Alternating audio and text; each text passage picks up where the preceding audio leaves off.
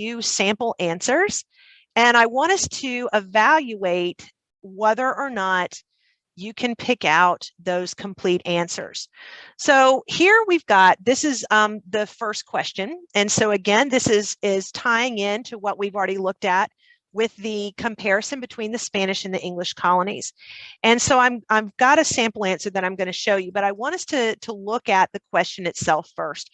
Briefly explain one important similarity. So this would be a comparison kind of question between the goals of the Spanish and the English in establishing colonies in the Americas prior to 1700. So when they give you a time period here, your examples, your evidence that you use has to be within that time period. You can't stray outside of it. So anything that you come up with English colonization later on in the 1750s would not be eligible there. And then we want to have a difference. So this is a comparison style question, but it's in the form of an SAQ. And then we want to look at, so this is a difference between the Spanish and the English in the Americas prior to 1700. And then one way in which the difference you indicated, so whatever the difference is that you've indicated up here, how does that contribute to a difference in the development of the Spanish and English colonies? So if we're looking at how something developed, so wouldn't this be, how does this difference cause a change in how the colonies were set up?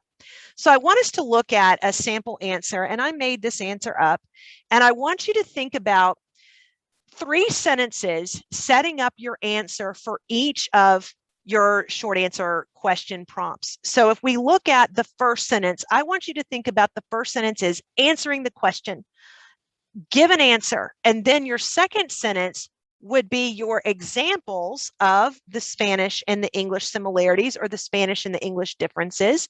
And then your third sentence is tying that together and giving an explanation. So let's see if we can identify how I've done that here. So one important similarity, and notice that I've labeled it. So I've got my SAQs. I want to make it easy on the reader. I want to label it if I'm answering A, B, or C, and you can answer that in a different order. So if you were more confident with one, you could put B first and then C first. So if I look at this, one important similarity between the goals of the Spanish and the English in establishing colonies prior to the 1700 is that both nations sought to acquire wealth. So that's going to be my claim of how they're similar. Now I've got to prove it. So I always tell my students, think about yourself being maybe a lawyer, and you're trying to prove to a jury that your claim that both of these nations were trying to acquire wealth, prove it to me. All right. So I've got to have some evidence. So here's going to be my evidence for the Spanish. Now, I can't just give evidence for one and not the other. I've got to have examples for both. The Spanish extracted large amounts of gold and silver. So here's my evidence that they're trying to find wealth from their colonies in Mexico using the labor of natives. Some of the English colonies were also planted in North America to provide wealth.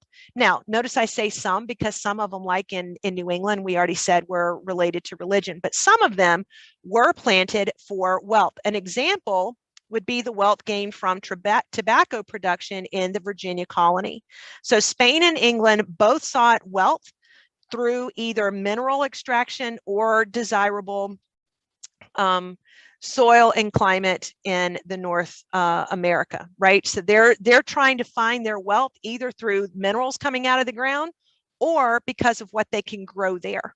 So I've got my answer, I have my examples, and then I've tied it together to prove that my claim is accurate. All right, so let's do that for B. Now we've done the similarities, we want to look at some differences.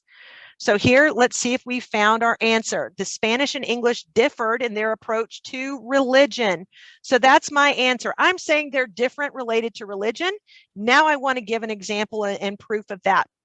The Spanish were more intent on spreading Catholicism to the native population through the mission system. So they're going to try to use the mission system to convert natives, which served as a means to involve the local community into Spanish culture.